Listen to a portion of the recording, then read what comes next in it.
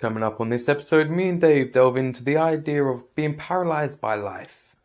Look, all of our lives can get overwhelming at one point or another, and there's so many different instances which kind of either trigger it or cascade out of it. So we try to bounce around the idea, and I mean, it's a bit ranty, especially on my part, but it's definitely interesting to delve into and think about why we get paralyzed by life and the different ways in which we can get paralyzed by life. So, let's go get into it.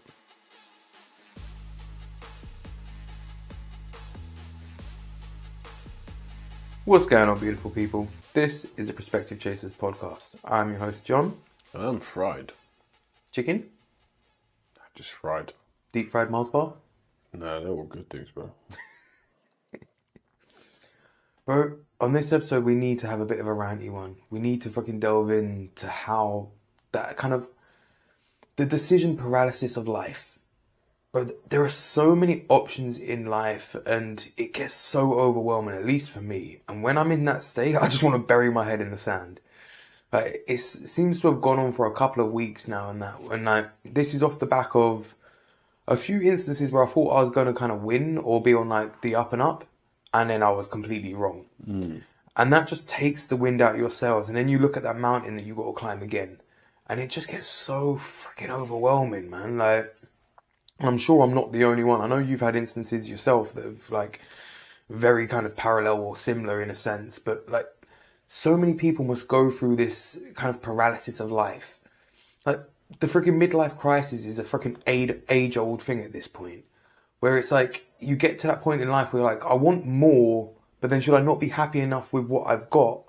But then how the hell are we ever meant to know what's going to make us happy? Like we've delved into on like previous episodes, and I've delved into myself, like the happiness freaking, damn it, I've lost the word for it. The hedonic treadmill. The happiness is a forever moving goalpost. And what we think is going to make us happy, once we get it, it ain't necessarily going to be there. And when you've got a freaking 1,000 choices of like a career that could make you happy, a person that could make you happy, a passion that could make you happy, it literally is just that overwhelming deer in headlights feeling. And I know I've spoken about it time and time again on this pod, but I keep on ending up back here at this point where it's like, I want to do so much, but I don't freaking know how. And I know there are so many people that are struggling to be content creators, entrepreneurs, businessmen and women, or non-binaries, whatever the frick they want to be called. Like, there are so many instances in life where you want for more, but don't know how to freaking get it. There's so many instances in life where people deserve more, that don't freaking get it. 100%. I was talking to somebody about like artists and that freaking go through their entire lives and their art is never recognised. Musicians, the same thing. But then they die and somebody's like, hey, have you heard this banger? Have you seen this masterpiece? And it is a sad truth, but life is kind of indifferent in that sense. Life doesn't care whether you win or lose or have a good ride or a bad ride. It just is life. It sure is. It don't give a damn about you. I get what you mean. I mean, I've been through this, and I've been through the ringer, man. It's all about what I want to do, how I could do things, why I can, why I can't, what's next, what's now, what's behind me a million times over. And I think I'm quite fortunate that in that little list you kind of come up with there was you said the person. I'm quite lucky I found the person at the moment that I'm quite happy being with.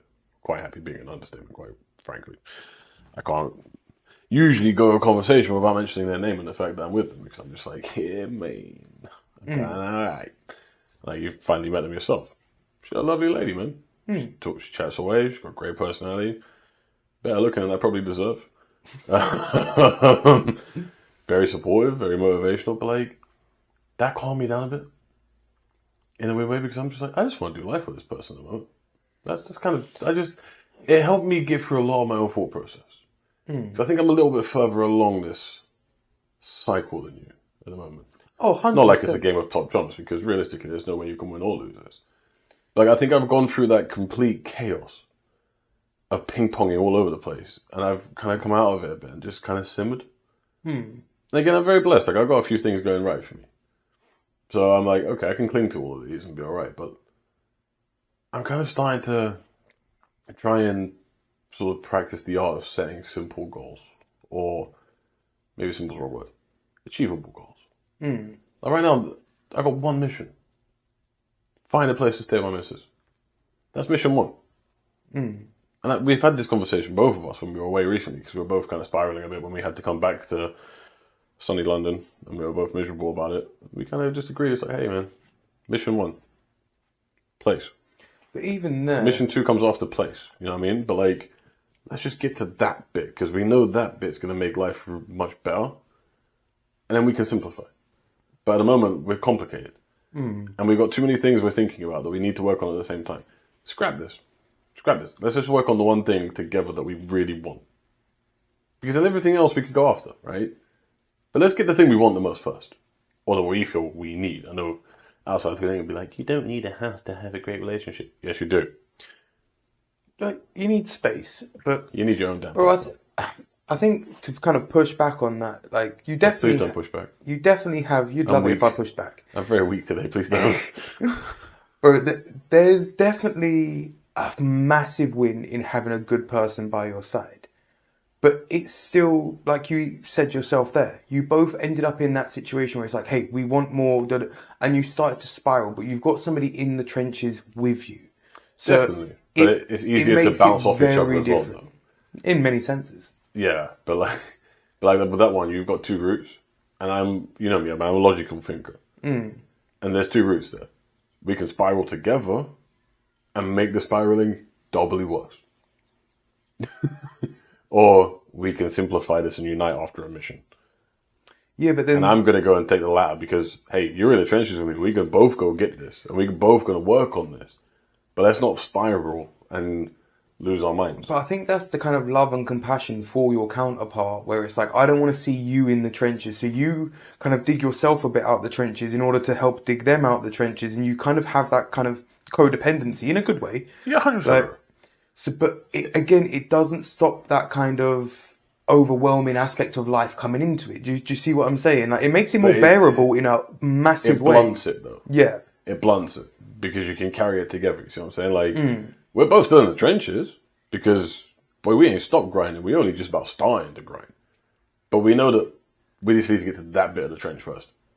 You know what I mean? Like, if we just stay here and get there, the rest ain't going to feel that bad for now. We just got to get to checkpoint Charlie. Yeah. You know what I mean? Checkpoint Alpha, whatever you want to call it. Right? We just want to get there first. Then whatever's next is whatever's next, man. We ain't opened that door yet. We got ideas, but we ain't opened the door on action in that yet, you know? But that, And it kind of helps, I think it definitely helps me kind of sort some stuff out in the brain. I mean, we've definitely both got overthinkers' brains in a little bit of a different sense, but definitely have that freaking overthinking gene for damn sure. You got room to overthink in the size of that chrome dome. Brother, don't throw stones in that glass house of yours. My head is big as yours, bro. I'll get the damn tape measure out, bro. Please do, bro. Please do. Since the new angle of these chairs, I'm surprised I ain't had a freaking roll at the back of my head comment, but I can't see it. exactly. Because everything's gravitating towards it. Just see a bit of my lunch freaking orbit in my head slowly. Massive tangent. My hair is growing back nicely, though. You think so? No, brother. You're the only one who's saying that because you're just a negative Nelly. But no, it genuinely is. It's great. To be fair, I never paid that much attention to Because it. you're an ass. You don't want to see man succeed. My arse is hairier. You don't want to see man succeed, bro. You're just rude, bro. You're a pagan. I want you to succeed because then I succeed not long after. Let me succeed, bro. Let me receive. I want to stop receding. You know what I mean? I'll beat you to that punch. But bro, this is the thing. Like, we've all got that kind of quiet ambition whether it is a place with your partner or friggin' your hair growing back or friggin' whatever it is. Like, we all have these little missions in that. But Coming for that blonde mohawk, baby. bro, I want a pink one. It'd have to be artificial at this point. But bro, if I was ever to wear a wig, it'd have to be something ridiculous like that. Like, you couldn't try to actually fool people with a freaking wig. I'd never want to anyway. Like, I quite like being bald, but bro, like, everybody's got that kind of little mission that they're on or whatever else. But sometimes life will just take the wind out your sails. And the big thing with having a freaking brother or freaking having a freaking partner or whatever else is you have somebody going, hey, it's not that bad. Somebody to rationalize it with or whatever else, because we always over dramatize our own stuff. Again, like I think it's some leftover friggin' survivalistic gene that is no longer relevant in the kind of society that we live in. But you think Man need food. Okay, go buy some bread. do you know what I mean? But in your brain, it's like, no, primal. I have to go hunt. I have to go kill duck like, and eat bread from stomach. You don't need a spear to get a loaf of bread. Do you know what I mean? Like, someone's out there with a sickle harvesting wheat right now. It's like, you don't need to do that. You see man in full camo trying to fucking get some eggs. Like, what's going on? But there's so many instances where your brain prepares you for the worst, and it's like, yo, life is freaking on the verge of freaking collapse. Then you look at freaking social media or the media in general or whatever else, and it's like, oh damn, the world's about to collapse, and you literally just freaking shut down because you're overwhelmed and paralyzed by freaking everything that is out there. So not to mention that everything in existence has about freaking 30 variations on the freaking light side. Everything has so many different freaking ways of playing out. So many different people have different things that are going to make them happy. Like, you could sit there, we could preach freaking how going out and freaking playing around a golf or going to freaking have a bit of time in nature or whatever else is going to make you happy. For somebody else, that is going to be an absolute freaking nightmare. Like, I once knew a guy that freaking was a shut-in for like 10 years of his life. He never left the house. The furthest he went was his doorstep. So to somebody like that, an idea of freaking a nice walk in a park or freaking going to play a few rounds of golf or going to play some football with their mates or whatever else is going to be absolutely freaking hell. Like, even for myself, my social battery drains so quickly. Where I've been like spent a lot more time on my own lately and raising a little one and just kind of going about my business, more than say like 6-7 people at once, my freaking battery runs out rapid as hell. So then when you're dealing with 6-7 problems at once, and then you get freaking disappointment, your enthusiasm battery freaking gets depleted. Like, there's so many instances where, like, your point about the little wins is such a freaking valid one, because you need them little wins to kind of recharge that battery and like, hey, you need that pat on the back, keep going, You even need somebody in your circle to do it, your partner to do it, your achievements to do it, or whatever else. But when you're constantly striving for big wins or big life changes, which most people are because they're the ones that freaking matter, they're the ones that shake the Richter scale. Like, freaking nobody's writing home about buying a new jacket, but they'd write home about buying a new car or buying a new house. Like, they'll freaking put all on social media about they're going on a holiday or whatever else, but they're not going to put all over social media, oh, I just cleared my debts. True. Like, the benchmarks that we have are so skewed to, again, I think part of it is like a kind of societal performance, where it's like you don't want people to think that you're doing bad in life, or that kind of keeping up with the Joneses mentality. Like, oh, you want a decent car, you don't want to have the worst car on your road, or mate, you just want a car on the road. Do you know what I mean? Like, but then there's so many instances. Like, bro, some people never have a freaking passion to drive or whatever else. So like, no, driving just ain't for me. Bro, I know people with driving licenses that choose to get on the bus. Like, what are you doing? Yeah, but to us, that's what are you doing? But then the reality of it is, I mean, I'm guilty of this sometimes as well. Like, my car will sit on the drive for a day or two without going anywhere. I'll just walk if I'm going to places close to me or whatever else. Like, yeah, that's normal. That makes sense. But again, for some people, they're just like, okay, well then anytime I do need to commute, I'll just go get a bus. Like, I mean, especially with myself, like, freaking having a car that's on finance or whatever else, it's a damn noose around your neck, and it ties you into certain decisions. And you have so many of these different nooses, different subscriptions, different freaking payment plans or whatever else. Like, but there is such a thing about payment plans and all of that. Like, there's God knows how many companies at this point that offer you like buy now, pay later. Yeah, I swear you can get food delivered to your house and not buy now, pay later. Yeah, which is the most ridiculous and stupidest thing going. Because, again, people will use that. Bro, how many people will go out on a night out, freaking spend all of their money and like be like, I'm too intoxicated to think any better, so hey, I'm going to order whatever else. Like, yeah, imagine, like, going on a night out on a buy now, pay later. Because people will do it. And it's like, oh, no. I think I saw it in a certain chain of pubs recently. When I was at an airport. Did it have an item of cutlery in its title? It did. I'm pretty sure, I could be wrong, but I'm pretty sure I remember seeing it. So, like, they do table service now, they're very fancy. La-di-da. And then I realised that food's still garbage. But ordered something. I could have sworn I saw Klarna or something like that. Oh, damn. Bro, but this is the thing. Like, I can understand buy now, pay later on, like, the bigger items or whatever else. Mate, when we were growing up, that used to be your white goods and that, man. Like, Yeah. the washing machine was on the blink or something. Forget a bed, a sofa. You get it through your catalogue and pay it over like a year or 2 years.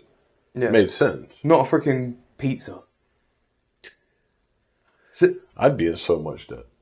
but this is the I'd thing. be in so much People debt. don't realise. They're like, what, pay nothing now? Yeah, but that means you pay more later. And again, because we can't freaking delay the gratification, everybody's a glutton for gratification. Like, it's why social media works so well, because people want that endorphin hit when they hit something they actually do like after freaking 10 dud videos or whatever. Like, all of these different algorithms, people complain about them, but they only work because people are so susceptible to them. So if you're a little bit more kind of resilient in yourself or whatever, like, I really do not go on social media these days. Like, anytime I do, I quickly get like, this is freaking either annoying, infuriating, or just complete nonsense. Or it's AI generated and I don't know whether I can trust it at all. So like, it's just, what's the point in being part of it? But then, in a world that is so kind of immersed within social media and the kind of digital world and all of that, it's hard to then be like, where's all the real world people? Because, especially in the areas that we live in, the real world people are far more unsociable.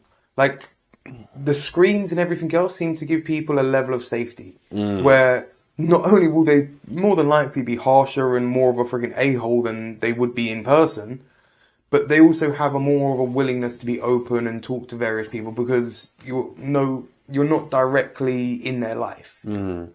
So like, sometimes you can have a really freaking deep conversation with a complete stranger because you'll tell them things that you don't want somebody close to you to know because of fear of judgment or whatever else. So there's all these different aspects in life where you've got a buffet of freaking ways that you can deal with the situation. You can go on social media and you can be a positive person. You can go on social media and be a negative person. You could go on there and be freaking indifferent and just consume. But then how's that playing onto your life? And then if you are playing that keeping up with the Joneses in your real life or whatever else, how long before you play that with people on social media? But then that person's got a filter on, or their work paid for that trip that they just went on, or whatever else. You don't know the full equation. But then you're comparing yourself to it. And then that disheartens you because you're like, well, if we're the same age or they're younger than me, should I not be there? Or but you're not them and that's not your life. But yet you still compare yourself to that. And I'm guilty of it my damn self. Do you know what I mean? Like, so how long before you're like, is this really me? And like, we all have this idea of ourselves and then the reality of ourselves. But then how often does the reality not match up with the idea? And how many times can that happen before you have to readjust or recalibrate the idea of yourself? Sure. That's a fair point. It's a weird one because I'm always just trying to say to people, like, just be yourself. Just focus on you. Just worry about yourself. But it's so much, like, easier said than done. Because you're just surrounded by other ideas of what you should be or how you should be, right? And it's in everything. It's not even just a social media thing. Like when I go play golf, I can play with some people and see if someone hits like their driver really good, and you instinctively think, oh, "Wish I could do that." And you're already comparing yourself to someone. You instead of just thinking, "I'll get there one day. I just need to practice and get some experience and play a bit more and learn some more." But you instinctively just go, "God, I wish I could do that." You know what I mean? And it takes all the joy out of it, right? That's the optimistic's view of it. How many people will see that and go, "Damn, I'll never be that good." Right. It's crazy, man. Yeah. And this is the thing where it's... But you even do good things. You even do good things. So that's what some really, really good golf players this week. And that's how seriously they were taking it. And that's fair enough. But then I instinctively said, God, I hope I'm never like that. Like, I never want to take that seriously because I like the fun. Hats off to them. They're doing their thing, man. They were good people. You know, didn't make them bad people. But that's just not for me. So I'm instinctively comparing myself to them again. Reversal this time, obviously, because I'm saying I don't want to do something. It's not my business. You know what I mean? It's just like such a natural thing to do. Yeah, and comparison is the thief of joy. But it's the most natural thing to do. For anything. Someone cuts you up. One of the first things you think after you finish cutting them is, like, I wouldn't do that.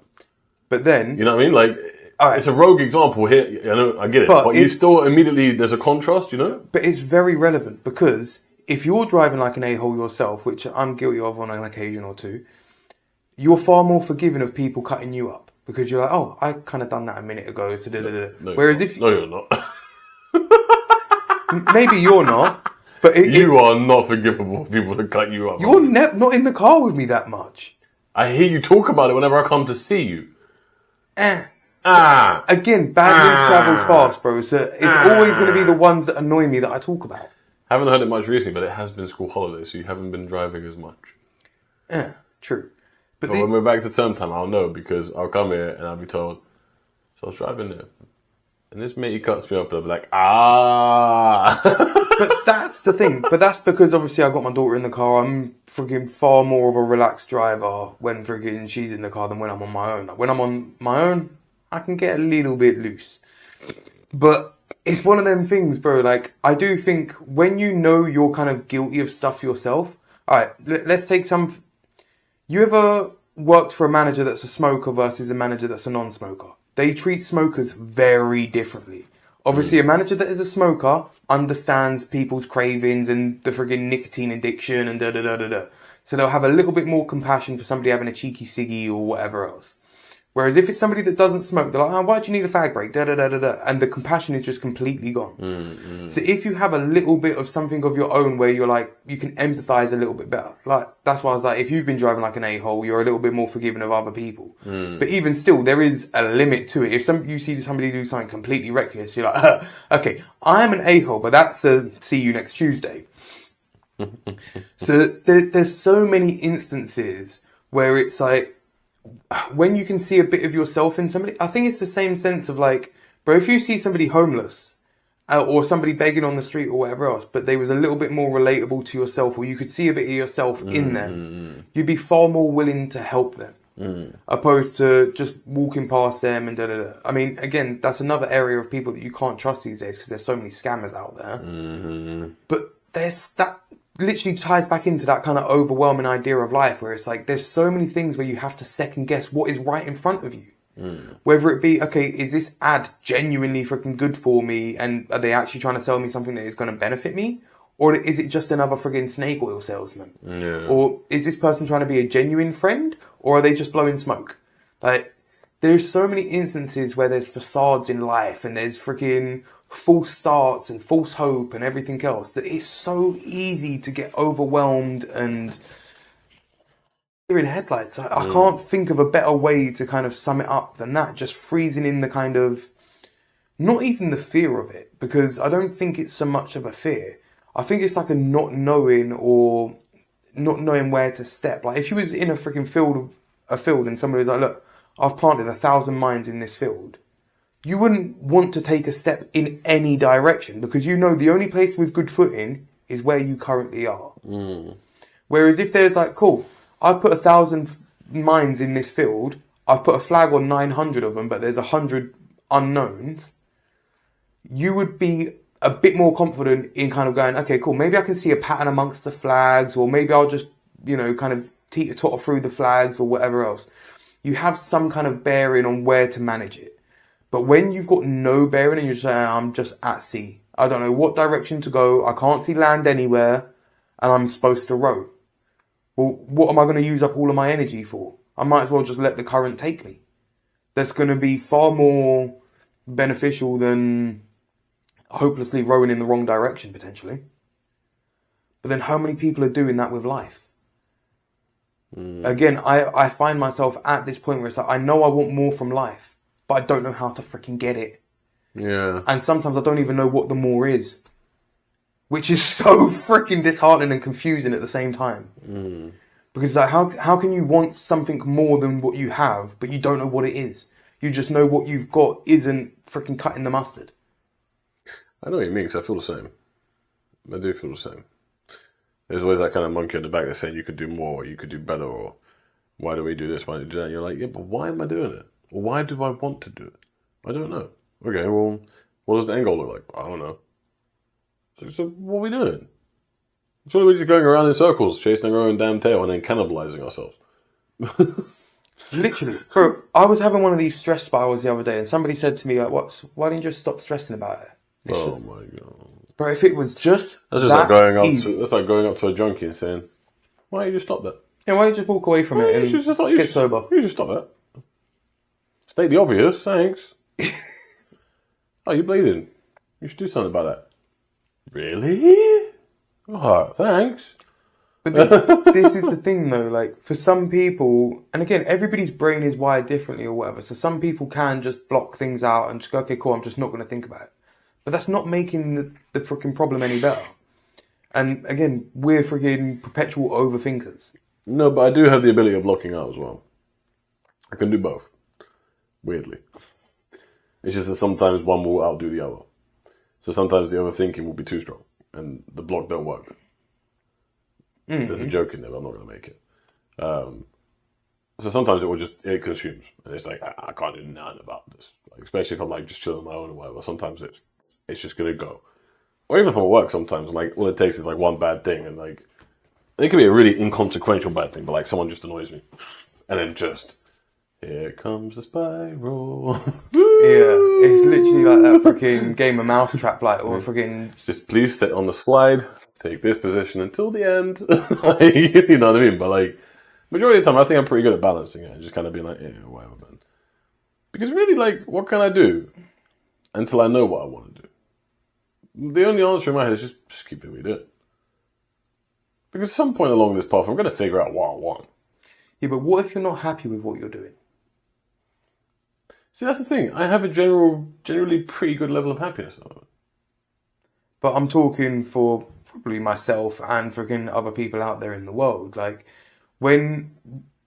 See, this is something that annoyed me recently. I was talking to somebody and they was like, oh, you wouldn't work in this industry if freaking X, Y, and Z, like, is kind of expected with the industry. And I was like, yeah, but people ain't working because they want to be in the industry. They're working because they need freaking food on the table and they need to make money and da-da-da-da-da.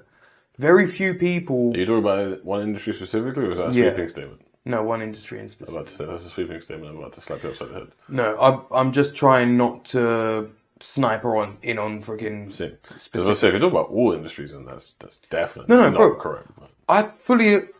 accept the fact that some people absolutely love their jobs. Well, yeah, why else would people go to uni? Like, you know what I mean? Like, it's just... I would push back on the uni point simply because I think most people that go to uni don't end up actually using what they went to uni for. Most likely, but at the same time, there's still a lot of people that go there to study a specific field because they want to work in that field.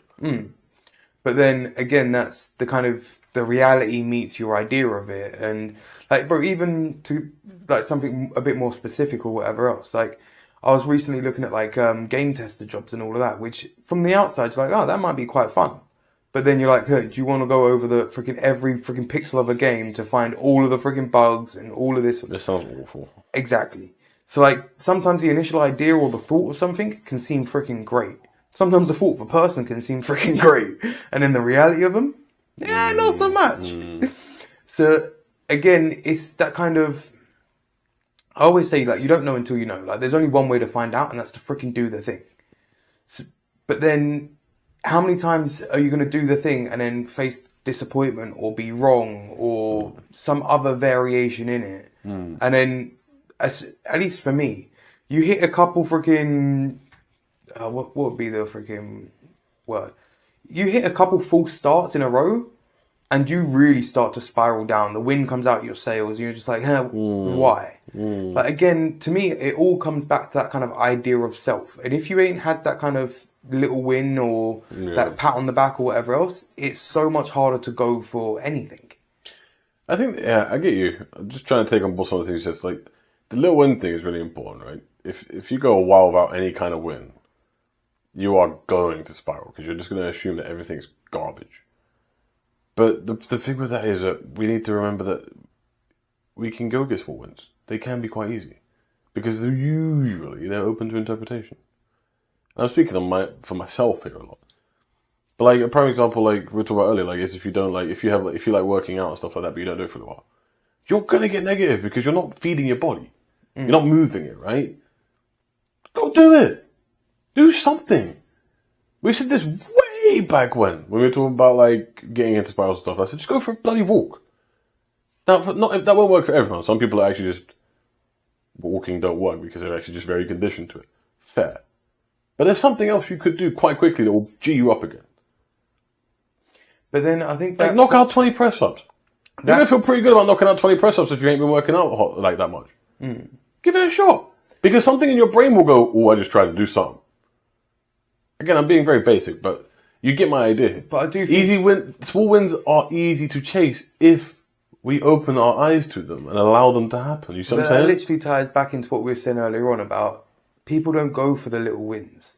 Your mind instinctively, like, bro, if life is bad or if you're unhappy with life in any regard or whatever else, it doesn't look for the freaking, what's the 2 degrees of change we can make? It's like, no, what's the 180 we can do in life to turn this whole bitch around? 2 degrees is too big. If you're spiraling that bad, 2 degrees is too big. That's too much of a sizable thing.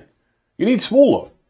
You just need something that is a positive movement. My man's gone on to Jordan Peterson, tidy your room. Legit, bro. That'd be massive for me right now because I hate doing that. On a real though, there'll be so many people like me who can't bear facing that. But if you start moving something, I've done something. You know what I mean? Like, and that's the thing you were saying earlier about like, well, what if people are unhappy in and now? Fix it. Fix it! But ain't that the same as saying to a friggin' somebody that's stressed or somebody that's an addict or whatever else to say, just walk away, just...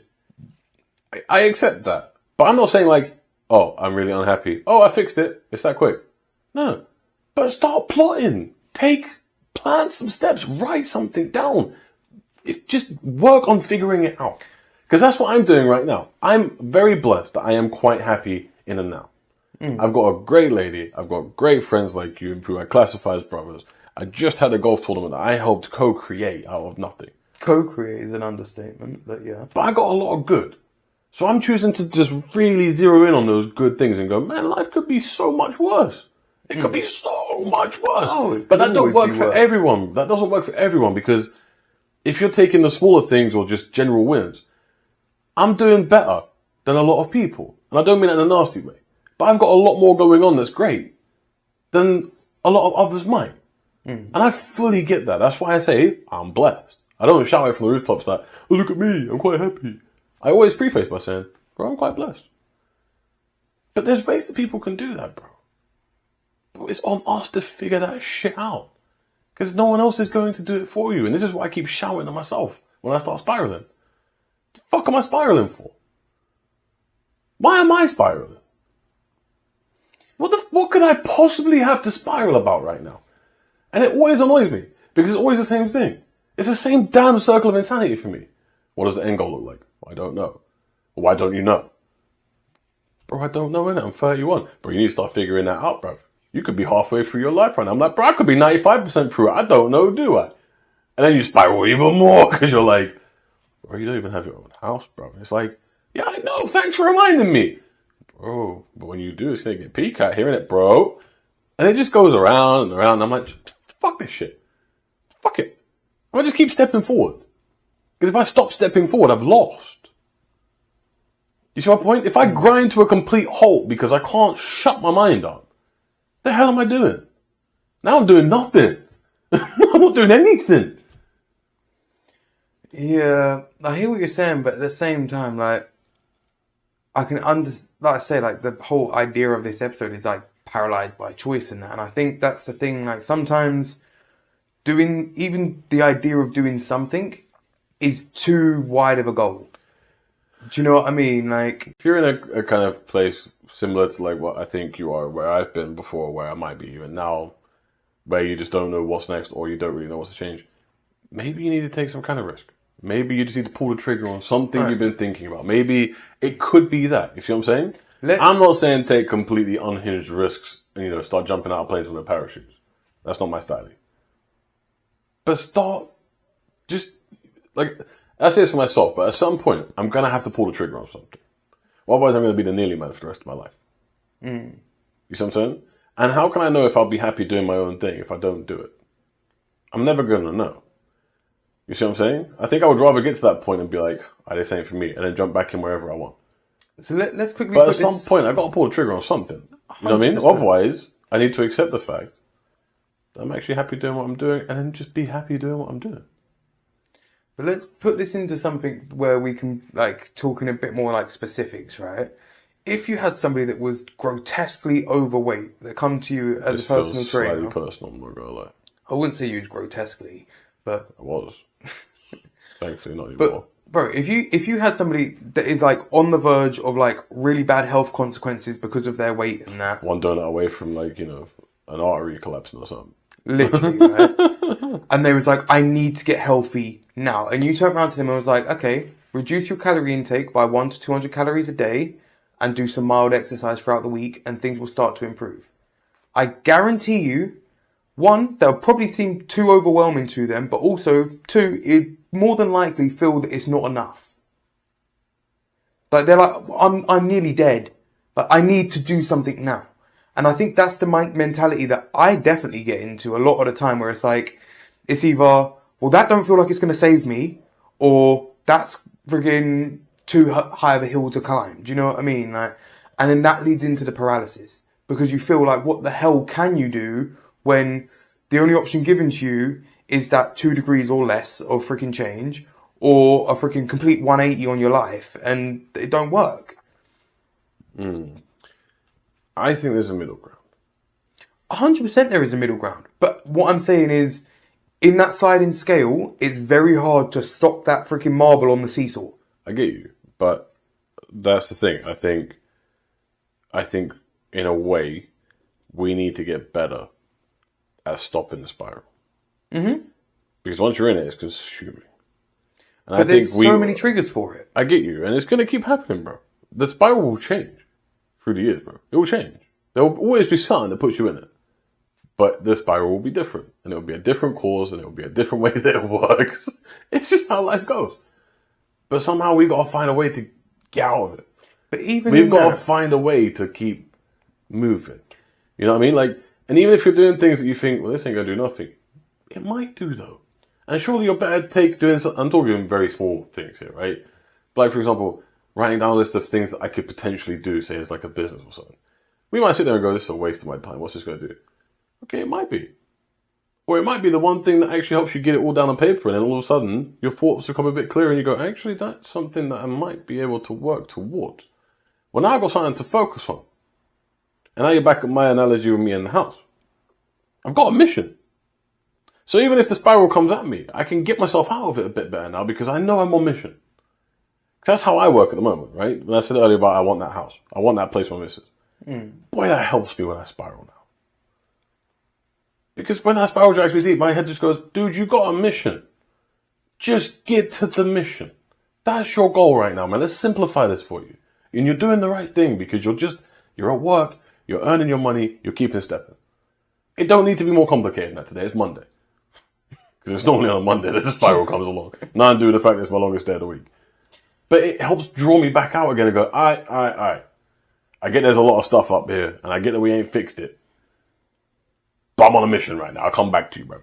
But see, straight away, even my overthinking brain's just like, okay, cool. But then what happens when you're there? When you were. So like, when you get to where you want to be, once you get to the house and everything else. I can't say a lot of that on the podcast, to be honest with you, brother. 100% you'll be breaking all the rooms in. But the thing that I'm getting at is like, there's this thing with people when they buy new cars. For the first, say, week, you're kind of over the moon with the car. You've got something new and everything else. I wonder why. What's the worst cake ever?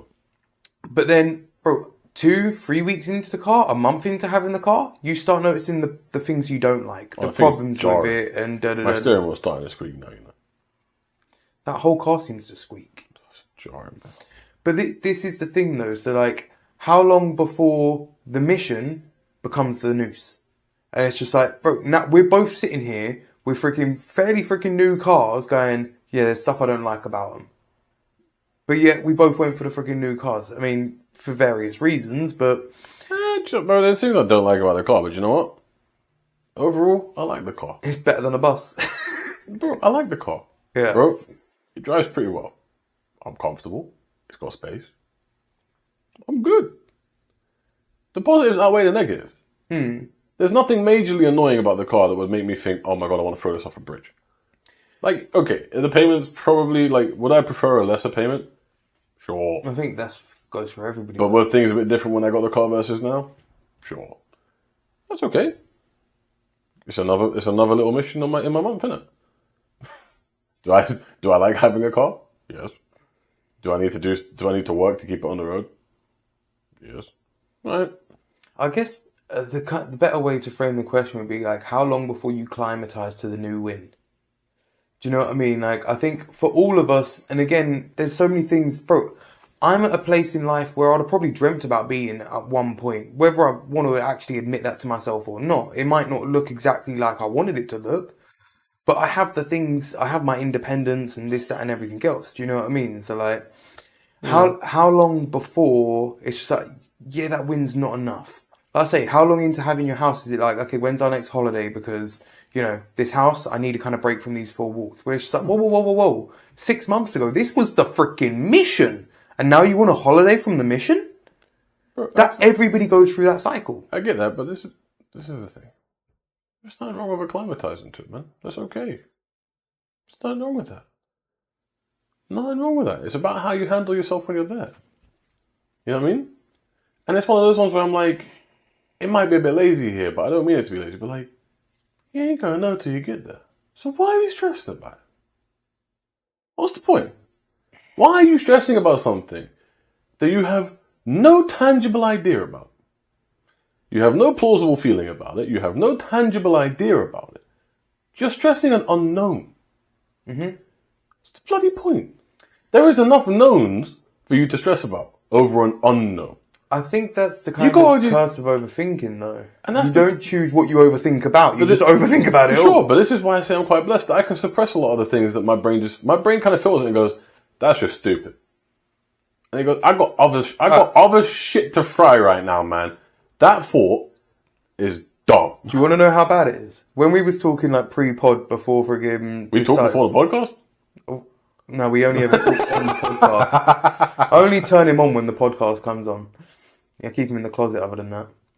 But, bro, this is the thing. So when you was talking about getting your house and all that with your missus and all that, I'm like, yeah, but then all of the little things that you're going to have to buy, like sponges and friggin' toilet bleach and this, that.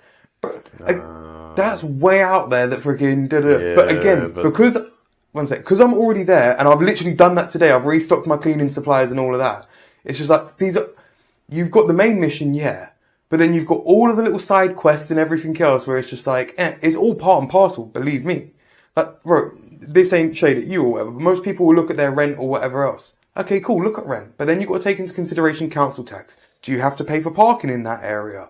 Is it in a freaking ULEZ zone or freaking worse these days? Do you know what I mean? Is it in a freaking safe zone? Is it in a crime zone? Not applicable to your boy right now. Freaking, bro, if you've got kids, is it in a school zone? Also not applicable to your boy right now, thank God. There's so many instances where, again, for you and your missus, it is a fairly straightforward decision. You've got to put a roof over your two's head or whatever else. But for so many people, many decisions ain't so cut and dry like that. Like, bro, how many people are literally stuck in their career because they've got mortgages to pay for, fucking car payments to pay for, fucking rent to pay, or whatever it may be? Like, how many people had a mission and that mission then took over their life? Again, for most people, it's probably their kids. They're like, oh, I've had kids, now I'm stuck here in this for 18 years or whatever else and that, and you've got to devote your life to raising kids. Kids are selfish, man. Having kids is selfish, not kids themselves are selfish. Both, man. Says the guy with no kids. Exactly. That he's claimed. But this is the thing, right? You can leave that in the baggage area, bro. but this is the thing, like there's so many instances where we tell ourselves a story about what is going to make us happy. And we make it our mission and everything else, and we probably oversell ourselves on it in order to motivate ourselves. That is literally the curse of chasing happiness. Is your dopamine spikes more at the idea of something than it does at the friggin' achievement of it. It's an incentive bias to actually get you off your butt to go and get it. So then, but even when you know all of that, for God's sake, how many doctors have freaking medical degrees and they're sitting there overweight, smoking, freaking in poor health themselves, and they're telling somebody else that they've got the freaking flu? Do you know what I mean? Like, but you can have knowledge, but not apply it to yourself. How many people are freaking got personal training freaking degrees or freaking some kind of fitness degree or whatever else, but then they let themselves go? Hey, easy. Brother. Easy, bro. That's your own mind making that a problem about you. I was not throwing shade. Yeah. Welcome to Big Dave's Narcissist. Narcissist room, let them corner. Freaking hell. I'm joking. I love you really, but not as much as you love yourself. But I mean, someone's got to love me properly. Damn, shade on Fred. But there's so many instances. Never that. Where the idea of our happiness and what we want and our achievements and everything else, they don't match up to what we're going to get in reality. Again, like, we have those rose-tinted glasses on. Like, there's so much where you think that A, B, or C is going to freaking make you happy. And you get it. And it might make you happy for a little bit. But then... A, B, and C makes up. It could be an abbreviation for what you are. I know what ABC is for you, boy. What? All about cock. I was going to say yours is a big see you next Tuesday, but... I am. Exactly. And proud. But this is the thing, like, there's so many instances where, again, the ideas don't match the reality. And I think when you're in your head a lot, sometimes just getting out of your head a little bit can help you. Again, bro, how many people freaking gear themselves up for a freaking meeting that they think is going to go bad, or a job interview or whatever else? And like, bro, have you ever geared yourself up for an argument that didn't happen? You just end up like all flustered, like looking at like, I need somebody to shout at, like somebody like bump into me or let me snap at somebody because freaking I geared myself up to have an argument and now the argument hasn't come.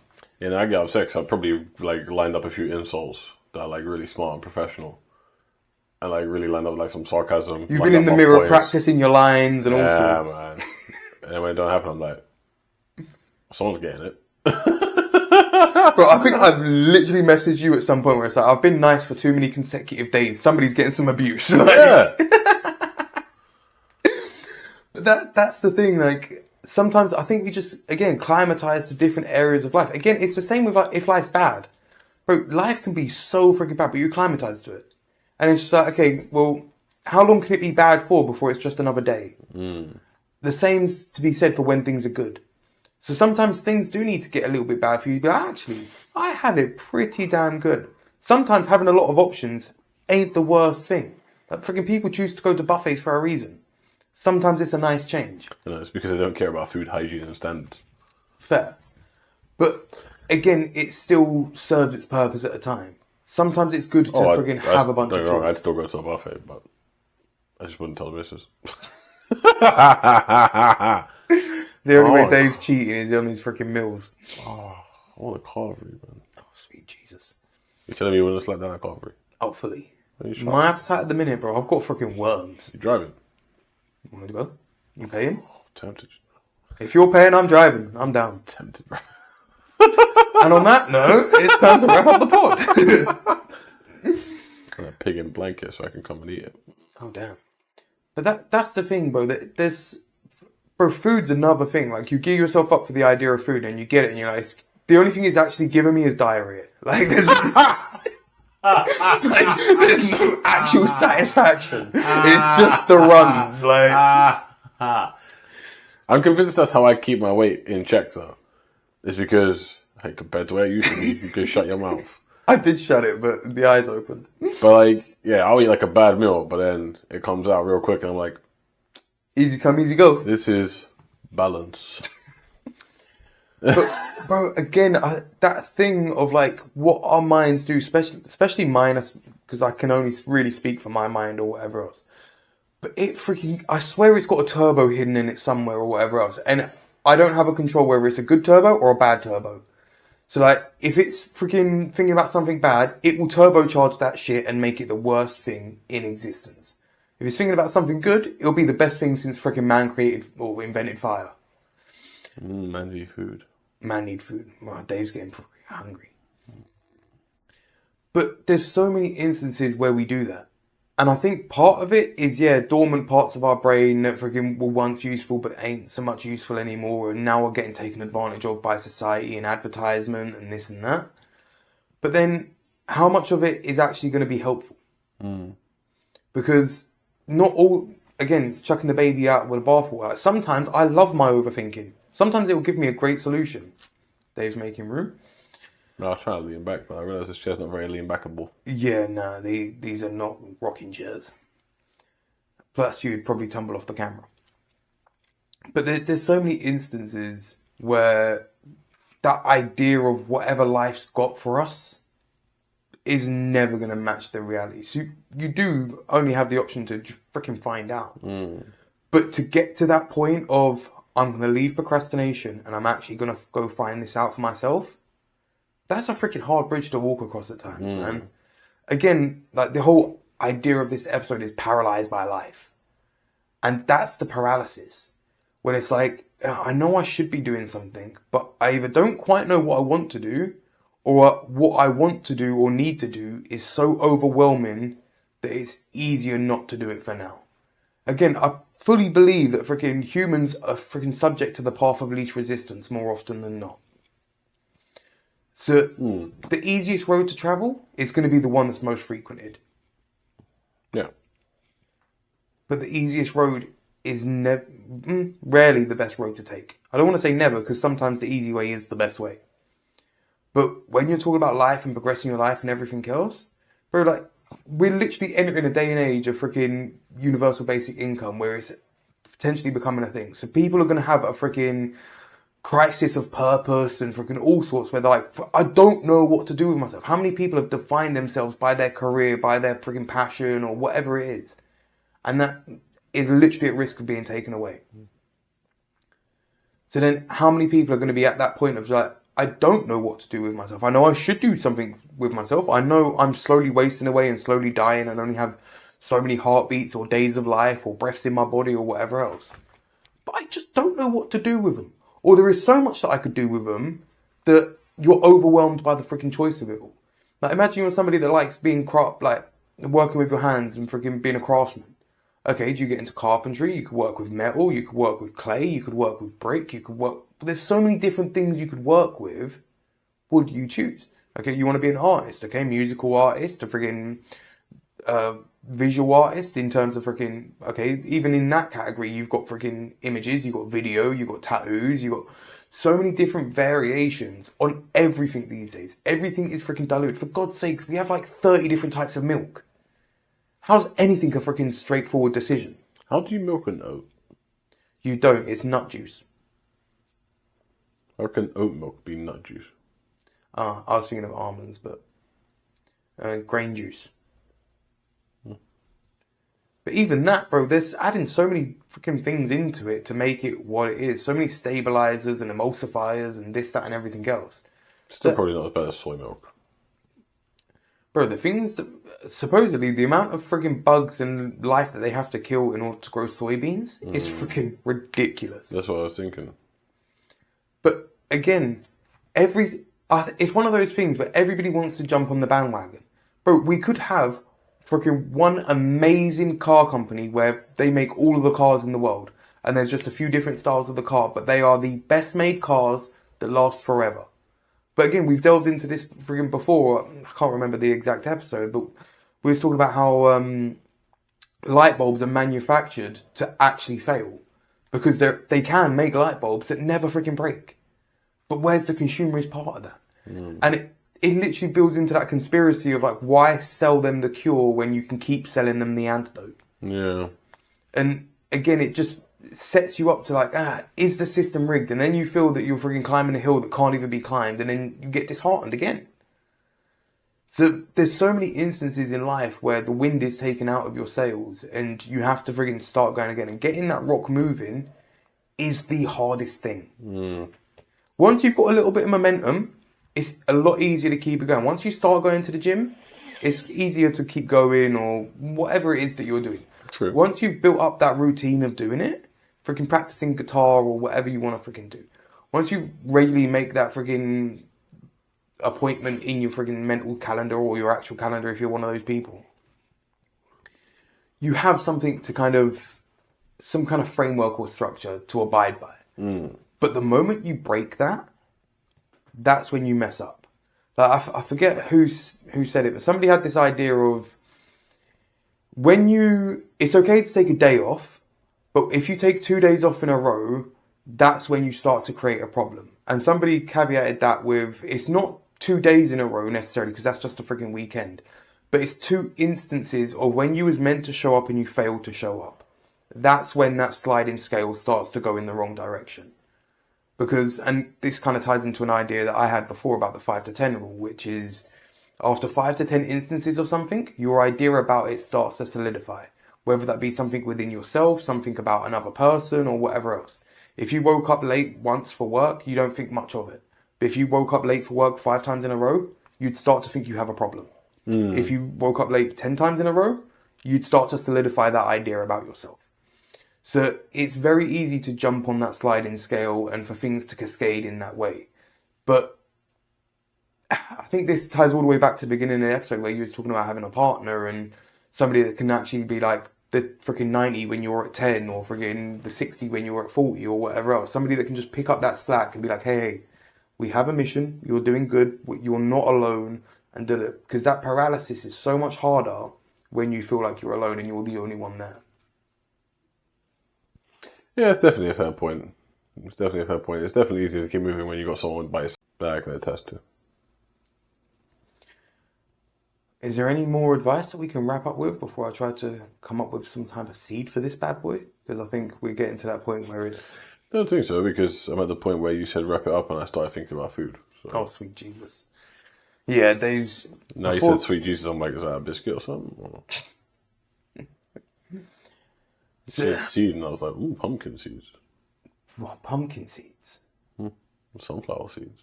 Oh, sweet Jesus. They're all edible in there. Everything's edible with the right mindset. Just don't eat apple seeds. Why? Cyanide. Yeah. A little bit of cyanide's alright, okay? Certainly not. Definitely not. Do not take that as advice. Don't take any of this as advice. We're just freaking spitballing life. Yeah, don't take this as advice. Fuck you. Hey, I mean, I don't even bleep him anymore, but just meh. It's right at the end. Fair point. The seed for this episode is going to be, take Dave's advice, not mine. Set the little goals that are achievable. Make something that is like achievable within 7 to 14 days of you setting it. Not 60 days out. Yeah, I'm stealing yours. Not something that's 60 days out or a year out or whatever it is. Have something that is achievable within the near term, because that's going to be the pat on the back that you need to keep going, opposed to something where it's so far away that you're not going to be able to get the kind of upward wind to keep on your up and up. Like, you need something to help you keep that momentum. And if you go too long without that win, you're literally just going to end up at the point where you feel like you're at sea. I mean, I know that's what's happened to me time and time again. But that's it for this ranty one. All the best, and we'll catch you on the next one.